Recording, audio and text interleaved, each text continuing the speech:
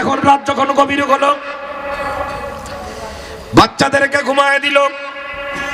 বাচ্চাদেরকে ঘুমায় দেওয়ার পর এবার মেহমানকে খাবার খাওয়াবে।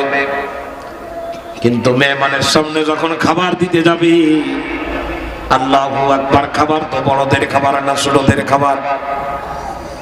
বলেন তো, বড়দের খাবার না ছোটদের খাবার? চারজন ছোট লোকের খাবার।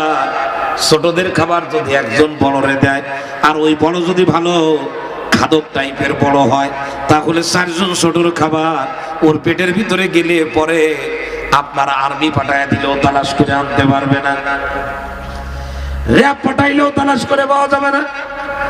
এজন্য সাহাবী হযরত আবু তালহা স্ত্রীরে বলতেছে, প্রাণের স্ত্রী, খাবার তো অল্প, মেহমানের সামনে যদি আমি এইটা দিই, মেহমান তো আমাকেও খাইতে বলবে। অল্প খাবার আমিও খেলাম, মেহমানও খাবে, তাহলে তো মেহমানের পেট ভরবে না, আমারও পেট ভরবে না। আমার কষ্ট আমি মেনে নিতে পারবো, আল্লাহর নবীর মেহমানের কষ্ট হবে তা তো আমি মানতে পারবো না। তখন স্ত্রী তো বুদ্ধিমান স্ত্রী, সেই জামানার মহিলারা, এই জামানায় এইরকম মহিলা যদি থাকতো, জীবনটা পুরুষদের ধন্য হয়ে যেত।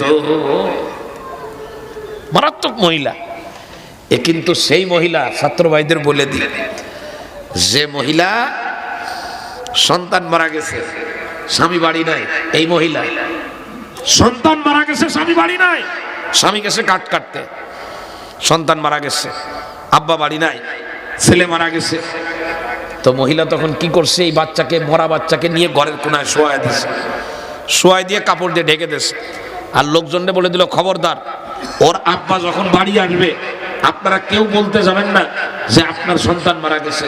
তাইলে ওর আব্বা সারাদিন মাঠে কষ্ট করতেছে, বাড়ি এসে সন্তানের মৃত্যুর কথা শুনলে আরো কষ্ট পাবে। খবরদার, আপনারা কেউ সংবাদ দেবেন না, আমি সংবাদ দেব, তারপরে দাফনের ব্যবস্থা করা হবে। তো মৃত সন্তানকে ঘরের কোনায় রেখে এই সেই মহিলা নিজেরে অনেক সুন্দর করে সাজানো। এলাকার অন্য লোকজন চিন্তা করতেছে, সন্তান মারা গেছে, শোক পালন করবে, কান্নাকাটি করবে, এদিন নিজেরে সাজাচ্ছে, এ কোন ধরনের মহিলা? এখন ও, অন্যরা তো আর বুঝতে পারে না যে কত বুদ্ধিমান মহিলা, এত সুন্দর করে সেজে আছে।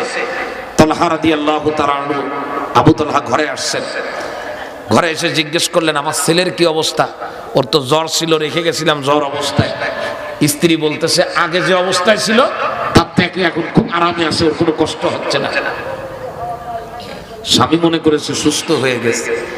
রাত্রে স্বামী স্ত্রী দুইজন একসঙ্গে ঘুমাইছে, দৈহিক সম্পর্ক হলো, স্বামী স্ত্রীর কাছে একান্তে সময় কাটালো। ভোর রাত্রে স্ত্রী স্বামীকে বলতেছে, তোমার সন্তান মারা গেছে।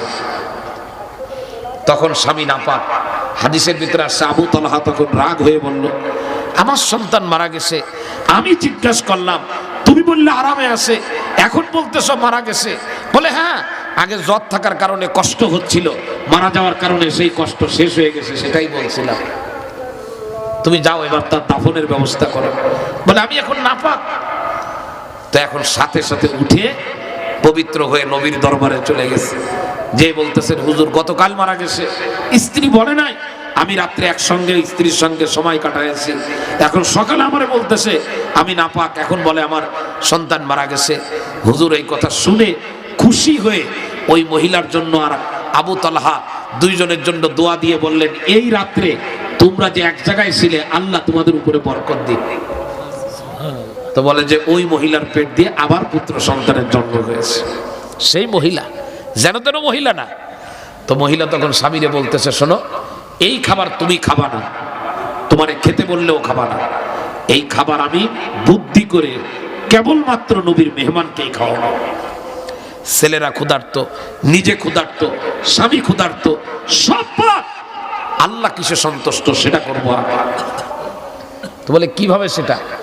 বলে, যখন মেহমানের সামনে খানা দেব, দেওয়ার পরে আমি ঠিক করার বাহানা করে বাতিটা আমি নিভায়ে দেব, বাতি নিভায়ে দেব, ঠিক করার বাহানা করে লম্প নিভায়ে দেব, ঘরের ভিতরে অন্ধকার হবে, আমি ইচ্ছা করে বাতিটা জ্বালাইতে দেরি করব। আমি বলবো যে জ্বালাইতে একটু দেরি হবে, তখন তুমি মেহমানকে বলবা, বসে থেকে লাভ নাই, আমরা খাওয়া শুরু করি। মেহমান তোমাকে বলবে খাওয়ার জন্য, তুমি তখন হাত নাড়বা, মুখ নাড়বা, কিন্তু খবরদার খাবারে হাত দিবা না। এইভাবে ঘরে অন্ধকার করে আল্লাহর নবীর মেহমানকে ক্রাইসিস মুহূর্তে খানা খাওয়ালেন। খানা খাওয়ানোর পরে লাইটটা জ্বালায় দিলেন। মেহমান তো বুঝতে পারে নাই, স্বামী স্ত্রী দুইজনে এই মেকানিজম করলো।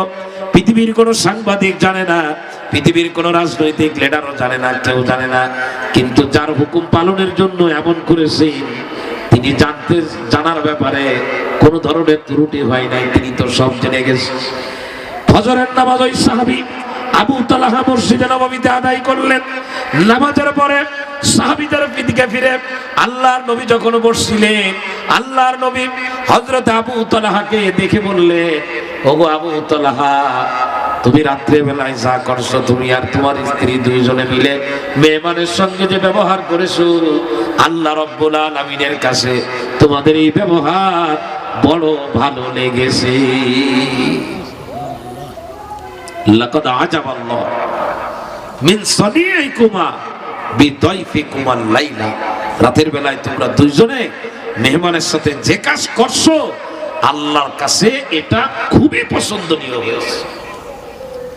মুসলমান ভাইরা রে আমার, এজন্য হাত জোর করে বলে গায়, খবরদার পরিস্থিতির কারণে যেন আপনার ইসলাম ছুটে না যায়। ছুটে যাবে নাকি? পরিস্থিতির কারণে ছুটবে? কথা বলে না। ছুটবে পরিস্থিতির কারণে না। শুধু জুমার নামাজ পড়বো, ফজরে পাওয়া যাবে না। হ্যাঁ, জুমা যেমন আগ্রহ নিয়ে পড়ি, ফজর যদি ওই রকম আগ্রহ নিয়ে পড়তে পারেন, আল্লাহ তাআলা জান্নাতি নাজ নিয়ামতের কিঞ্চিত হলেও আল্লাহ তাআলা দুনিয়াতে আপনাকে দান করে দিবেন। আগ্রহ নিয়ে কেউ এখন আর কোরআন শরীফ পড়তেও চায় না। আপনি পড়েন, বেশি করে পড়েন। কেউ এখন সুবহানাল্লাহ বলে না, আলহামদুলিল্লাহ বলে না, ইনশাআল্লাহ বলে না, মাশাআল্লাহ বলে না। আপনি শুরু করেন, এটা বলা শুরু করেন। ইদানিং আওয়াজ উঠেছে ইনশাআল্লাহ, আলহামদুলিল্লাহ, মাশাআল্লাহ, এগুলো বলা যাবে না। ইদানিং একটা আওয়াজ উঠছে, শুনছেন আপনারা? যুবক বলো তো, এর কি বলা দরকার? যে মুসলমানের সন্তান এই কথা বলে যে ইনশাআল্লাহ, আলহামদুলিল্লাহ, এগুলো বললে নাকি তার খুবই খারাপ লাগে। তার সে মিডিয়ার সামনে দাঁড়ায় বলতেছে যে আমি একজনকে জিজ্ঞাসা করলাম তুমি কেমন আছো, তো সে কি বলবে? আমরা কি বলি? আমরা একজনকে জিজ্ঞাসা করি, সে বলে যে আমি একজনকে জিজ্ঞাসা করলাম তুমি কি কাল আসবে, সে বলে ইনশাআল্লাহ।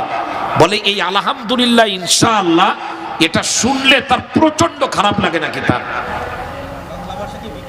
এদের যদি কোন রকম হাতের কাছে পান, আমি আর বললাম না, এটা আপনি বলে দেন, এদেরকে যদি হাতে পান, পা দুইটা জড়ায় ধরবেন, পা দুইটা জড়ায় ধরে বলবেন সব ভুলে যায়, শিক্ষিত হয়েছিস অসুবিধা নাই, সব ভুলে যা, কিন্তু খবরদার বাপের নাম ভুলে যাস না।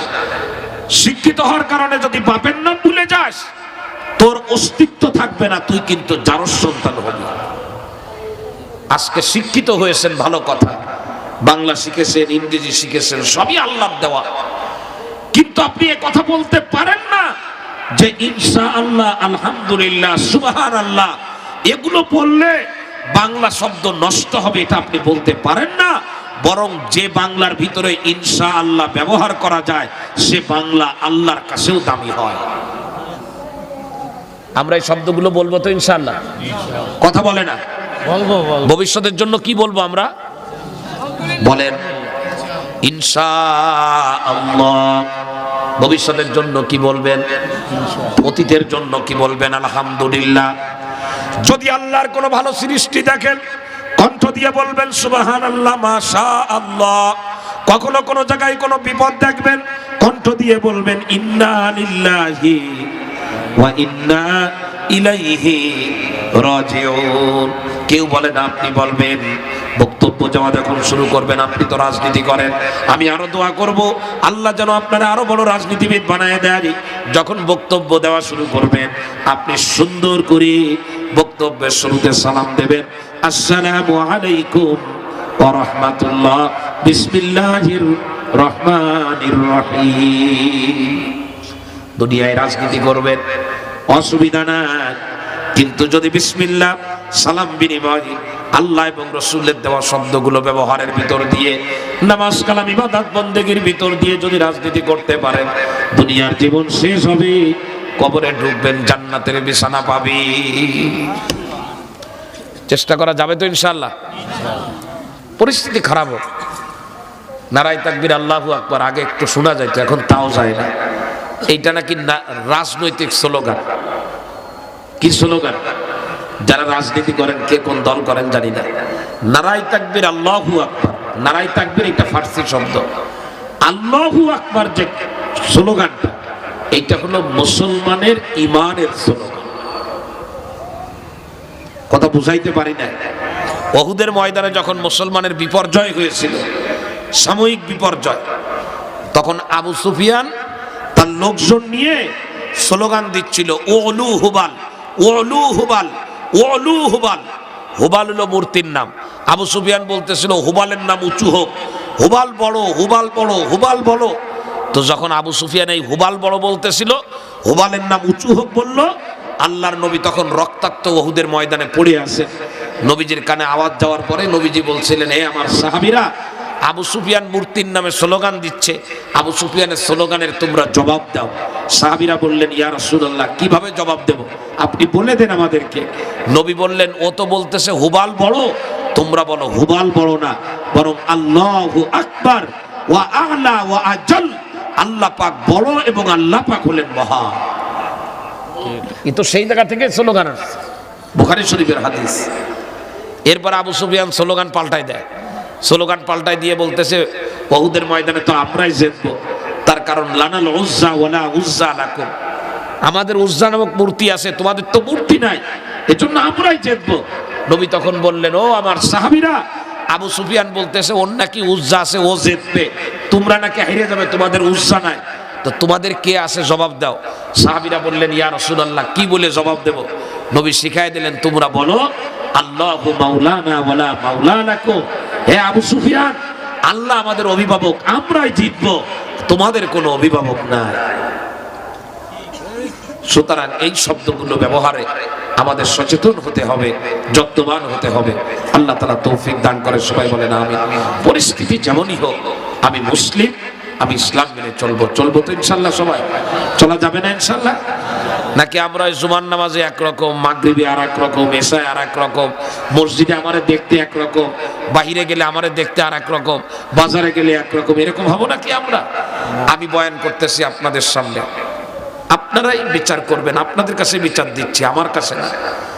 আমি এখন পাঞ্জাবি পরা না, টুপি মাথায় দেওয়া তো, কালকে সকালে আমি একটু বাইনতলা বাজারে আসবো, কিন্তু তখন আমি একটা শার্ট গায়ে দিয়ে আসবো আর টুপি ছাড়া আসবো। আপনি একদম ইমানদারির সাথে বলেন, আপনার কেমন লাগবে তখন? খারাপ লাগবে। এই হুজুর না কালকে ওয়াজ করবো, ধান্দাবাস বলবেন কিনা? ঠিক।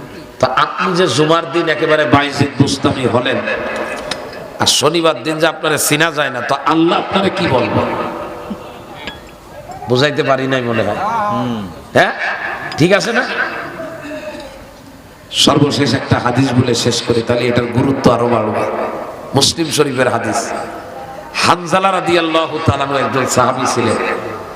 তো একদিন আবু বকরের সঙ্গে হানজালার দেখা হয়েছে। তো দেখে যে হানজালার মন খারাপ। তো আবু বকর বলতেছে, ভাই হানজালা, মন খারাপ কেন?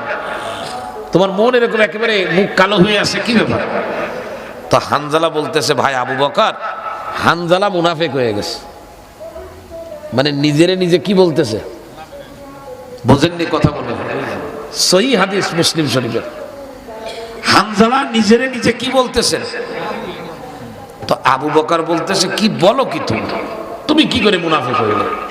তুমি হলে নবীজির একজন প্রথম সারির সাহাবী, তুমি কিভাবে মুনাফিক হইলে? তো হানজালা তখন বলতেছে, মুনাফিক কাকে বলে বলো তুমি? আবু বকরের বলে। তো আবু বকর বলল যে মুনাফিক বলে যার অন্তর আর মুখ ঠিক নেই, যার আমল সব জায়গায় একরকম না, এক এক জায়গায় এক এক রকম। যেমন নাকি মুনাফিকদের পরিচয় কোরআন শরীফে আছে। যখন মসজিদে নববীতে থাকতো, তখন মুনাফিকরা বলতো, নবী আমরা আপনার সাথে আসি। আর যখন রাস্তাঘাটে যে কাফেরদের সাথে দেখা হতো, তখন বলতো মোহাম্মদরে ধোঁকা দিছি, আমরা তোমাদের সাথে আছি। তো হানজালা বলতেছে আমার তো ইমানের অবস্থা সবসময় একরকম থাকে না।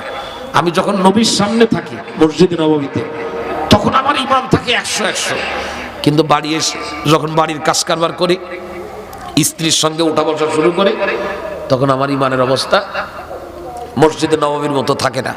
তো এই যে দুই জায়গায় দুই রকম হয়ে গেল ইমান, এটাই তো মুনাফিক বলে। হযরত আবু বকর তখন কান্না শুরু করছে। আবু বকর বলতেছে তাহলে তো আমিও মুনাফিক হয়ে গেছি, আমারও তো ইমানের অবস্থা সবসময় একরকম থাকে না। তো চলো দুইজনে যাই, নবীর কাছ থেকে এই সমস্যার সমাধান নিয়ে আসে। তো নবীজিরে যেয়ে বললেন, ইয়া রাসূলুল্লাহ, হানজালাও মুনাফিক হয়ে গেছে, আমিও মুনাফিক হয়ে গেছি। রাসূল বললেন কিভাবে? বলে যখন আপনার সামনে থাকি তখন ইমান থাকে 100, আর যখন বাড়ি যায় তখন ইমানের অবস্থা হয় 80। এই যে কম বেশি হইলো এটাই তো মুনাফিক।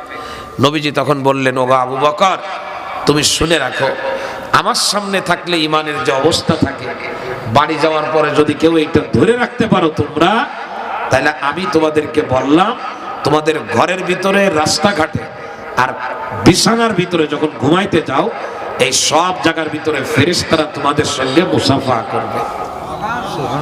তো আপনি শনিবার আর শুক্রবার যদি একরকম বানাইতে পারেন, ফজরের নামাজ আর জুমার নামাজ যদি একরকম হয়ে যায়, ফেরেশতারা আপনার সাথে কি করবে? কথা বলেন বাবা, মুসাফা করবে। আল্লাহ তাআলা আমাদেরকে সর্বহালাতে ইমানের সাথে আমলের সাথে যেভাবে থাকা দরকার সেভাবেই আমার আল্লাহ আমাকে আমাদের সকলকে থাকার তৌফিক দান করে। সবাই বলে না। আমি আর কথা বাড়াবো না, এখনই দোয়া হবে।